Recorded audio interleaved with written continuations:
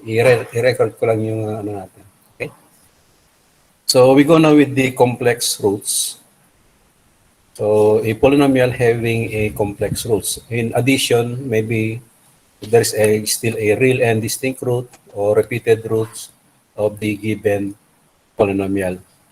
So how could we determine if there is a uh, complex roots in a certain polynomial? So it should be this one. The presence of complex roots is indicated in the root squaring process when the signs of one or more of the coefficients fluctuate during the calculations. So if you go back with our examples in the real and distinct roots and repeated roots, you will observe there that the sign of the coefficient of the derived polynomials will not fluctuate. Kasi kung fluctuate ko na tayo, should be, the sign should be changes, okay? So maybe from negative, then it goes to positive, then there's a time again that it will become negative and so on. So meron tayong fluctuation na ganun. In our previous discussion, we cannot see fluctuation of signs. So example, kung negative originally yung coefficient natin, then for the next calculation, it will become positive. Then throughout the squaring process, they are already all positive. So it will not go now to negative. So for complex roots, so doon natin makikita kung meron, if there is already a fluctuation of the sign of the coefficients of the derived polynomial. So yun lang ang additional. So in our derivation for the formula, let's consider a fourth degree polynomial. And we assume that in this fourth degree polynomial, it has two real and distinct roots and a complex pair. So meaning dalawa yon. So a total of 4 roots of this fourth degree polynomial. So we assume that the complex roots are alpha 3 and alpha 4. So meaning yung alpha 1 and alpha 2 are the real and distinct roots. What are the form of this complex roots? So for alpha 3, in exponential form, it should be capital R multiplied by e raised by I theta. So alam nyo na itong mga form ng complex number in your advanced engineering mathematics. In trigonometric form, should be r cosine theta plus I sine theta. Or in rectangular form, that is u plus iv. Then the other root, alpha 4, should be the conjugate now of alpha 3. So meaning that alpha 4 now will become capital R e negative I theta. Sir, pa-accept.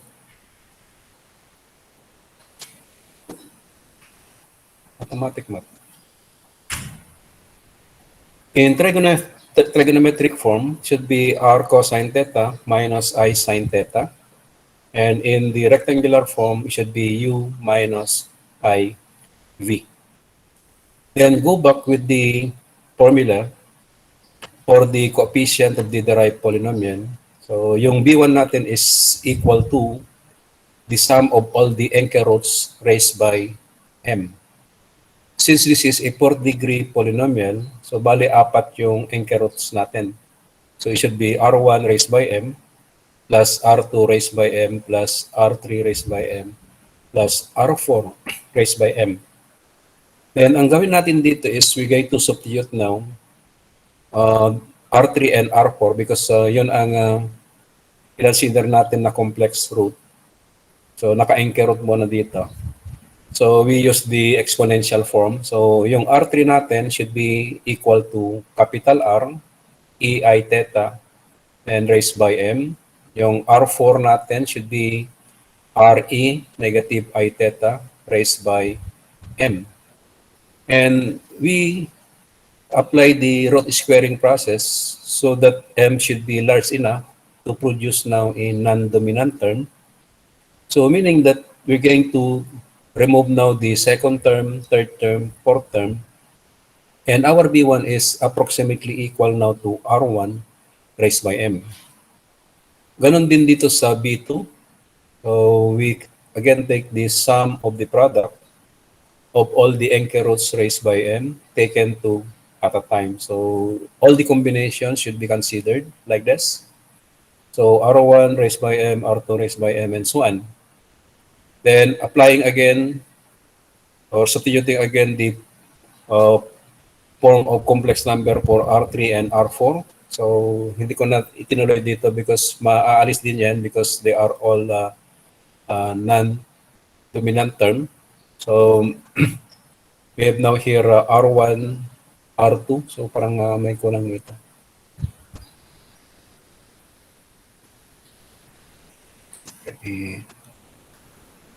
Ano na?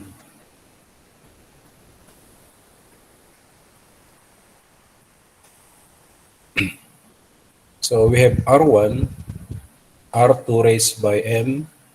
Then ang susunod dito is R1. Ito na yung R1. And so bali maalis yan. Okay? So should be that one. So makakancel or maalis yung mga second term, third term, up to the last because those values are already very small comparing to the first term or simply non-dominant so that our B2 now is already approximately equal to R1 raised by M multiplied by R2 raised by M. Which are these equations for B1 and B2 are the equations for real and distinct roots. Then for B3, so this is the sum of the product of all the anchor roots again raised by M taken 3 at a time. So ito yung mga possible combinations. We have R1 raised by M, R2 raised by M, R3 raised by M, plus R1, R2, R4, then R2, R3, R4. All of them are raised by M. Again, we substitute the values. So makita natin na yung first term natin in the complex root, meron tayong dalawang unknown. It is the value of the capital R, the absolute value, and the direction na angle theta. So we cannot solve directly the value of R and theta. So we go with the next, yung B4. So we concentrate now at B4 because if you substitute now R3 and R4 in complex form, it is now RE I theta raised by M and RE raised by negative I theta M. And simplify that, we have now R1 raised by M, R2 raised by M, then meron tayong R raised by M times R raised by M, magiging square siya. So magiging capital R twice M. Remaining is meron tayong EI theta M times E negative I theta M. So apply natin yung algebra natin na the same base. Then we add the exponent or the power, which this sum now is 0. So a number raised by 0 is equal to 1. So remaining now is only R1 raised by M, R2 raised by M multiplied by capital R raised by twice M. So the only unknown now here is the capital R. So that if you're going to solve now for the anchor roots, so we use pa rin yung general formula for the real and distinct roots. So yung R1 should be equal to plus minus B1 over B sub O raised by M. R2 plus minus B2 over 1 raised by M. Then dito sa B4, solve natin yung R. So maybe we solve first R twice M. So it should be B4 over R1 raised by M and also R2 raised by M. After that, we take the 1 all over or the twice M root both side to solve now capital R. So it will become now B4 all over B2 because if you're going to see the value of B2 is equal to R1 raised by M, R2 raised by M. So we substitute now that value to B2, then raised by 1 all over twice M. So ito yung formula natin to determine the value of capital R. Okay? So makita natin na yung formula is kung 4 yan, then ang susunod should be minus 2. Hindi kagaya sa formula natin ng real and distinct root, and also for the repeated root na minus 1 yung denominator natin. So after solving the value of capital R, so alam na natin na yung capital R natin is in terms of the component, yung real component and imaginary component. Our capital R is this one. This using the Pythagorean theorem, because the relation between them are a right triangle. So how could we determine now the values of U and V para masolve natin yung complex roots? So isang formula na pwede natin gamitin is yung formula ng original coefficient A1. Again, if you're going to recall our discussion, A1 is with the formula for a fourth degree kasi apat yung root natin dito. In our derivation before, we consider a third degree polynomial. So our A1 is equal to negative alpha 1, negative alpha 2, negative alpha 3, then negative alpha 4.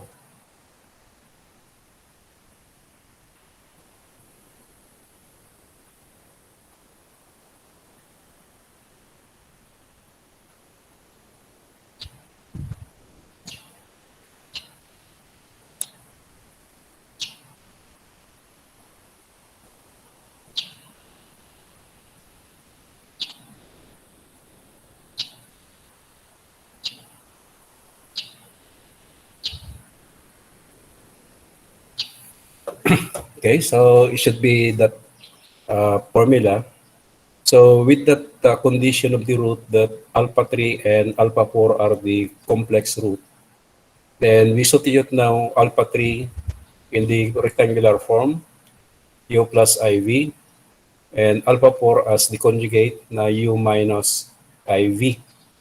So that if we're going to simplify that, we have now negative alpha 1 minus alpha 2.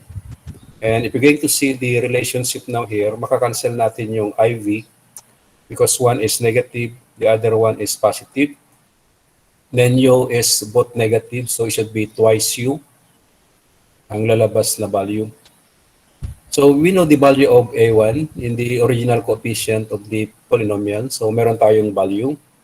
Yung alpha 1 should be, we will only consider the correct sign of the anchor root. And that is now the value of alpha 1. Yung alpha 2 should be also the value under anchor root R2, but we consider the correct sign. So yun ang isubstitute natin. Therefore, the only unknown is U. So masolve natin yung U. Then after that, we can solve now the value of V using now the relationship between now the capital R, the component na U and V. So after that, we can write now the complex roots as U plus IV and U minus IV. So yun ang procedure natin to compute now the complex root. So let's consider an example. Let's consider a fourth degree polynomial. So meron tayong x to the fourth minus 5x cubed plus 13x squared and minus 19x plus 10, and that is our function. And so we are required to determine all the roots of this fourth degree polynomial using the Griffiths root squaring method. So first here is we're going to write the original coefficient of the polynomial. So our AO is 1, that is the coefficient of x to the fourth. Then negative 5 is our A1. So ito yung A1 natin, negative 5. Then A2 is positive 13. Then A3 is 19, negative. And our A4 is 10. So we apply our squaring process. So alam na natin yan. It is the square of the corresponding coefficient minus twice the product of the coefficients symmetrically located to that corresponding coefficient and so on. So naka-enter na dito sa Excel na ginamit ko. So nandito na yung mga formulas. So we have here to generate now these values up to 64. Okay, so and you will notice that under the coefficient of the derived polynomial under B1, you will notice that the sign of the coefficients are fluctuating. So from negative, negative, positive, negative, positive, negative, then negative. So meaning we have now a fluctuation of sign in the coefficient of the derived polynomial, and our conclusion is that given polynomial has a complex root.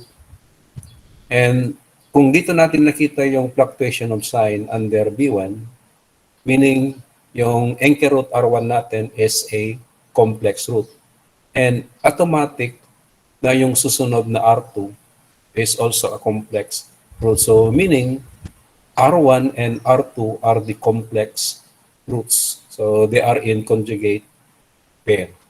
So no need to analyze now the coefficient under B2. Then for B3, so kung tingnan natin, we have a regular relationship na kung i-square natin yung previous, it should be equal to the present. So our R3 is a real and distinct root, and also for R4. So wala nang another complex root. Kasi iisa na yung natira dito. So yung R4 is automatic na real and distinct root also. So that is the characteristic of the root of this polynomial. So meron tayong dalawang real and distinct roots, and meron tayong isang conjugate pair na complex root. So parang baliktad yung discussion natin kanina na in-assume natin na yung alpha 3 and alpha 4 are the complex roots, and alpha 1 and alpha 2 are the real and distinct root. In our example, lumabas dito is yung alpha 1 and alpha 2 are the complex roots, and alpha 3 and alpha 4 are the real and distinct roots.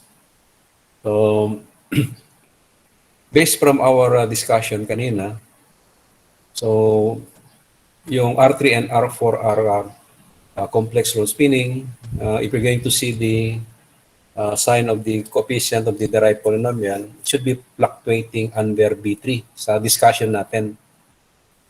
So B3, but ang kinonsider natin na equation is B4 para iisa yung unknown natin. So ganoon din ang gawin natin.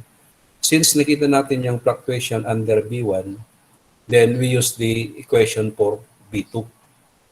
Now, yung B2 natin dito is the sum of all the anchor roots, sum of the product of all the anchor roots taken two at a time. So it should be looks like this.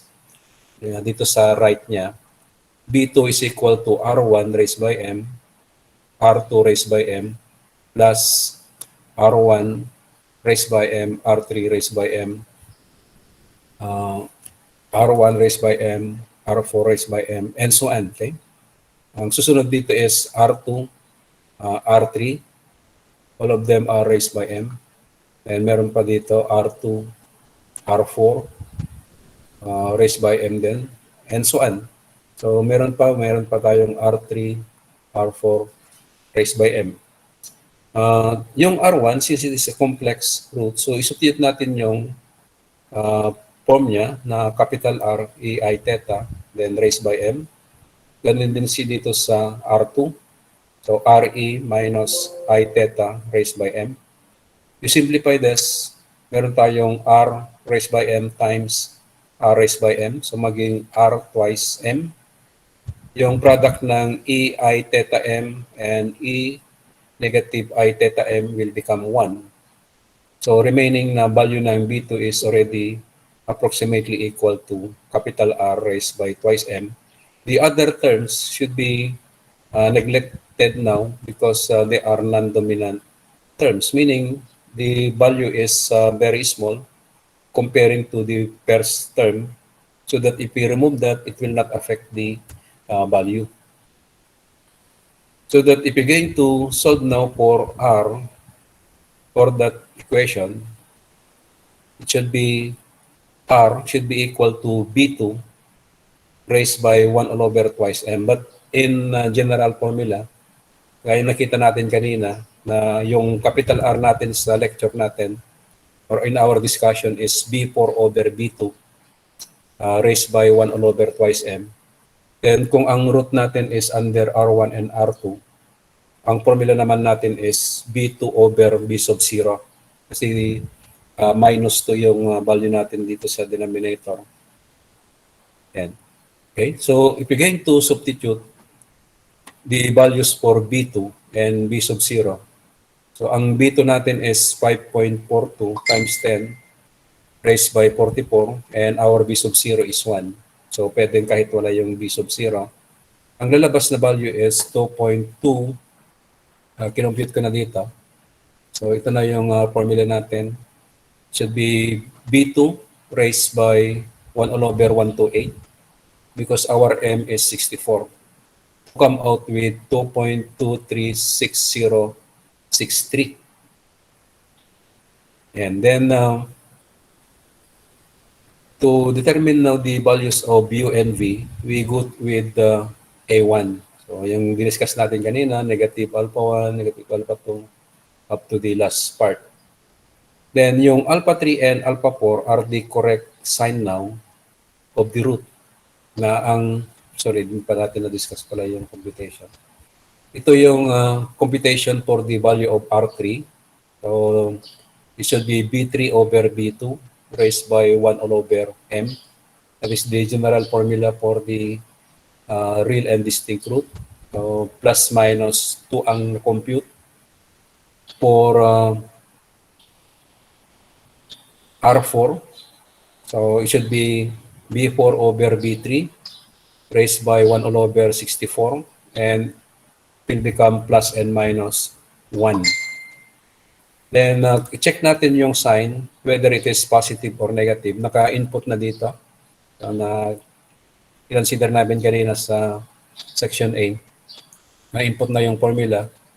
Na kung isubstitute natin yung positive 2 as the value of x, the value of the function is 0. Okay? So makita natin na 0. But if you consider negative 2, there is a value na 156. So meaning, yung anchor root natin na plus minus 2, the correct sign now is positive. So ang value ng alpha 3 natin is positive 2. Also, for the value of alpha 4, the correct sign should be positive also. So positive 1 is it give the value of the function equal to 0. But if we consider negative 1, that's a value of 48. So meaning it will not cross at that point. So the roots under the real and distinct root are positive 2 and positive 1. So yun ang isubstitute natin for the values of alpha 3 and alpha 4 in the equation of A1. So our A1 is negative 5. Yung sinabi natin kanina. So yun ang isubstitute natin, negative 5. Then alpha 1, U plus IV. Alpha 2, U minus IV minus alpha 3 na 2. So meron na tayong minus 2 minus alpha 4 na ang value ng alpha 4 is 1. And then simplify that. So meron tayong negative 3 at the right side. Move that to the left side, it will become positive. The resulting value is negative 2. Kasi negative 5 plus 3. Then dito naman, makakancel yung IV. because minus plus, then matira is twice u. So solving for u, so negative 2 divided by negative 2, it will become positive 1 as the value of u. And solving for v, using the Pythagorean theorem, na square root of capital R squared minus u squared, where our R is 2.236063 squared minus 1 squared, it will become positive 2. Therefore, the value of alpha 1 now should be 1 plus 2i. Kasi yung u natin is 1, yung v natin is 2. So we have 1 plus 2i. Then alpha 2 is the conjugate of alpha 1, which is now 1 minus 2i. Okay, so that is the conjugate pair na root. So that the roots now of the given polynomial are 1 plus 2i, 1 minus 2i, positive 2, and positive 1. So that is the procedure, okay? So almost ganito lang yung mga procedures na gagawin ninyo if you're going to solve polynomials having a complex roots. Okay. Still at 10:37. Let's consider another example. So, gamitin na lang natin yung nakaporbula na kasi. So, we consider a polynomial which is equal to this. Isulat ko muna yung polynomial. So, we have x to the fourth plus x cubed and minus 6x squared and minus 14x minus 12 is equal to 0. So, ang mga coefficients natin are 1 for a sub o. A sub 1 is positive 1. A sub 2 is negative 6. A sub 3 is negative 14. And our A sub 4 is negative 12. Okay, so if you're going to observe the coefficient of the derived polynomial for this new polynomial here under B1, so makita natin na wala tayong fluctuation of sign. So kahit nasa when, walang complex root at this point. Then for the second coefficient, so that is B2, so wala ding fluctuation dito kasi from negative, then it goes to positive, diretso ng positive yan. Then dito sa B3, makita natin na meron na tayong fluctuation of sign. Originally, from negative, naging positive 52, then negative 8816, then it goes again to positive. So, meaning meron tayong fluctuation na yung root natin under R3 and R4 are complex roots. So, the same as in our discussion kanina. And if you try to see the relationship also under B1, if you try to square the previous, now 1.9 times 10 raised by 15 should be equal to 3.4 times 10 raised to 30. So meaning we have a regular relationship. Yung R1 is a real and distinct root.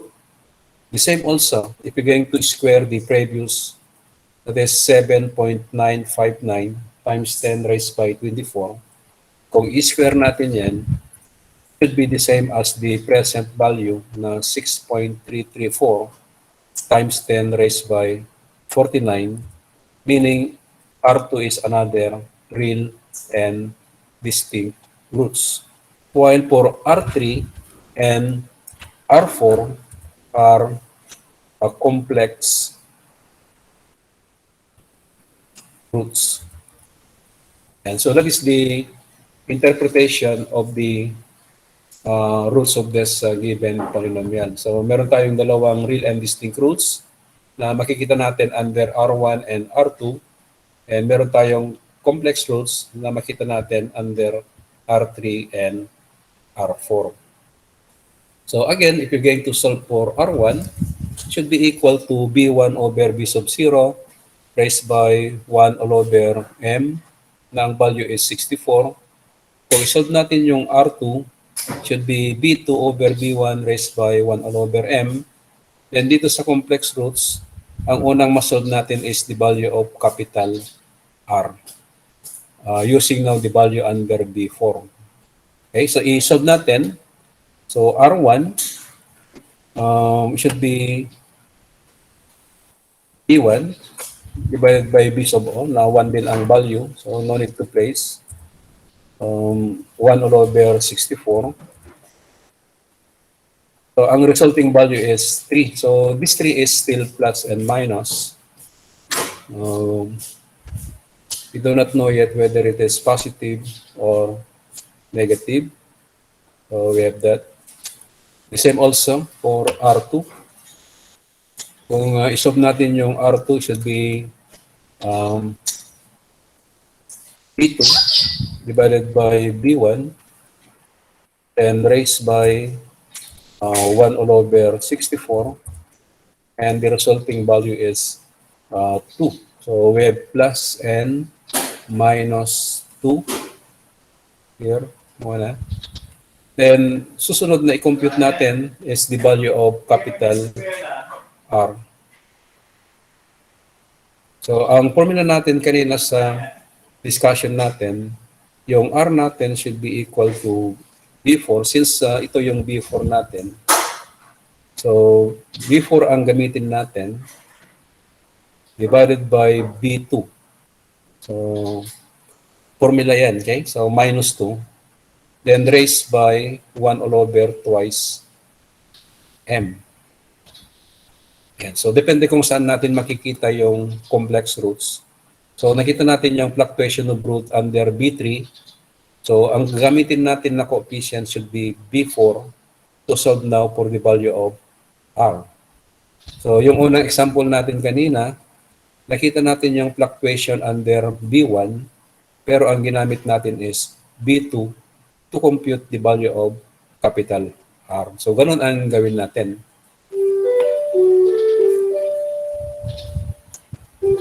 So let's say to compute for the value of capital R. So B4, that is 1.168 times 10 raised by 69 divided by B2 na 6.334 times 10 raised by 49. Then raised by 1 all over twice M na 128. So 64 times 2 is 128. Na ang value niya is 1.142 something. This is the value of capital R. Then i-check natin yung sign whether it is positive or negative. So i-input ko na lang yung formula dito. So ito yung value ng x natin, value of y. So unahin natin yung 3. So it should be equal to x raised by 4 plus x raised by 3.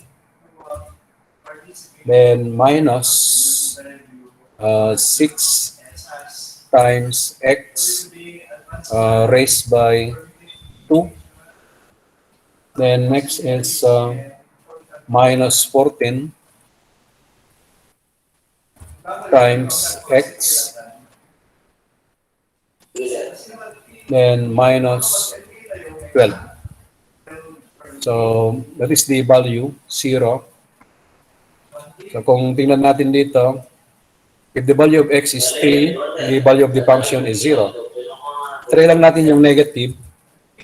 So mayroon siyang value na 30. So meaning hindi negative, should be positive. Yung 2, so kung positive siya, meron siyang value na negative 40, but if you consider negative 2, should be 0. So meaning, ang value ng root natin, the real and distinct root are positive 3 and negative 2. So yun ang i-substitute natin dito sa formula ng A1. Okay, so gawa tayo ng iba. So yung A1 natin is with the formula of negative alpha 1, negative alpha 2, negative alpha 3, negative alpha 4. Na yung value ng alpha 1 natin is positive 3. Yung value ng alpha 2 is negative 2. And substitute for the value for alpha 3 and alpha 4, kaya yung ginawa natin kanina, ang lalabas is twice U. That is in terms of the component.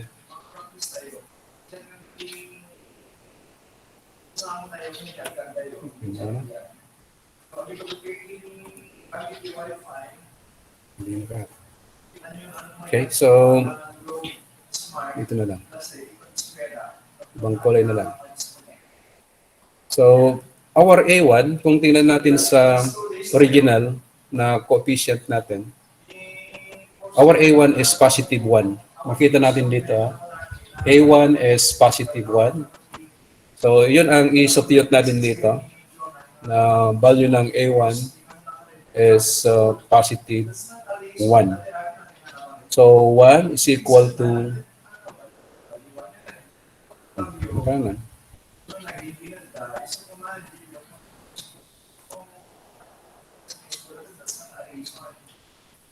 so it should be minus 3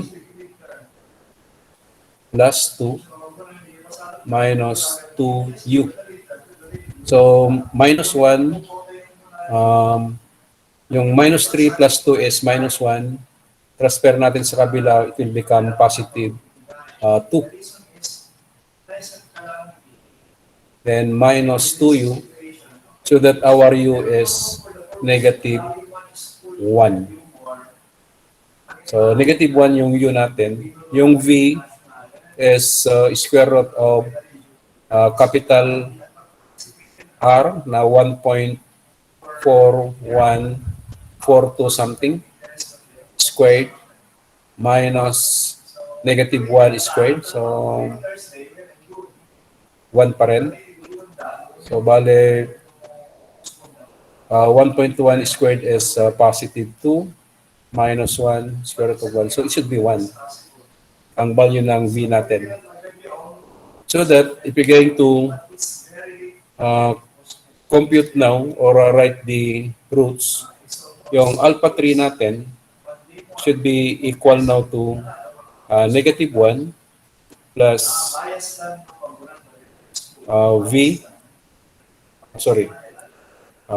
I, then alpha 4 should be equal to negative 1 minus I. So those are the complex roots. So it should be negative 1 plus I and negative 1 minus I. That is the complex roots. The real and distinct roots are positive 3 and negative 2. Okay, so question?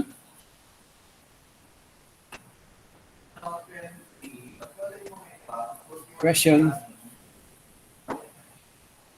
Mga surutan nyo? Yes, sir. Ito yung naka-record na ito.